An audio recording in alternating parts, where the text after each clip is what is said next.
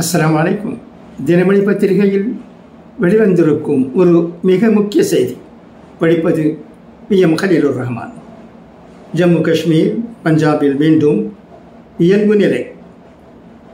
India Pakistan இடையே போர் நிறுத்தம் ஏற்பட்டதை தொடர்ந்து ஜம்மு காஷ்மீர், பஞ்சாபில் ஞாயிற்றுக்கிழமை காலை இயல்பு நிலை திரும்பியது.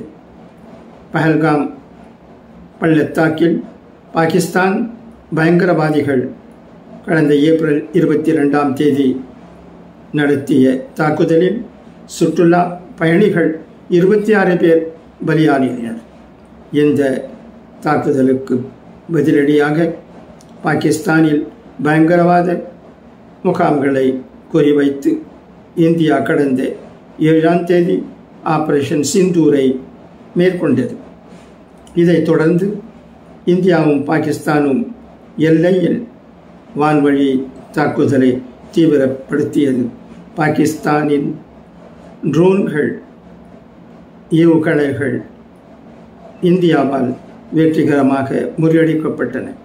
இந்தியா நடத்திய பதில் தாக்குதலில் பாகிஸ்தானின் விமான ஓடும் தளம்,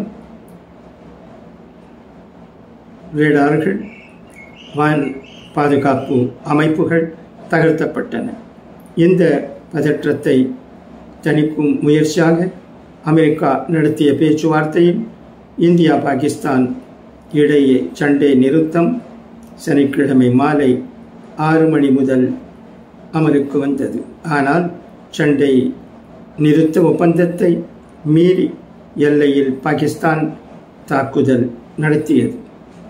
இந்த சண்டை நிறுத்த மீறலை பாகிஸ்தான் உடனடியாக நிறுத்த வேண்டும், பொறுப்புடன் நடந்து கொள்ள வேண்டும் என்று வெளியுறவுத்துறை செயலர் விக்ரம் மிஸ்ரி சனிக்கிழமை இரவு தெரிவித்தார். இந்த நிலையில் இந்தியா பாகிஸ்தான் இடையே போர் நிறுத்தம் ஏற்பட்டதை தொடர்ந்து ஜம்மு காஷ்மீர், பஞ்சாபில் ஞாயிற்றுக்கிழமை காலை இயல்பு நிலை திரும்பியது. ஜம்மு காஷ்மீரின் சம்பா மாவட்டத்தை சேர்ந்த ஜிதேந்தர் சிங் இரவு முழுவதும் எந்த சம்பவங்களும் பதிவாகவில்லை என்று கூறினார். குப்வாரா, பூஞ்ச், உரி உள்ளிட்ட ஜம்மு காஷ்மீரின் மற்ற பகுதிகளிலும் அமைதியான சூழ்நிலையே நிலவியது. இதேபோல் பஞ்சாபின்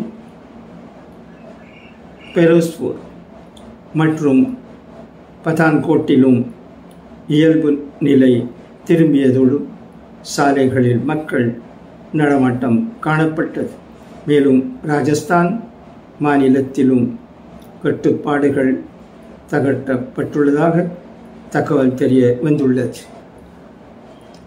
நன்றி. Thank you for your listening.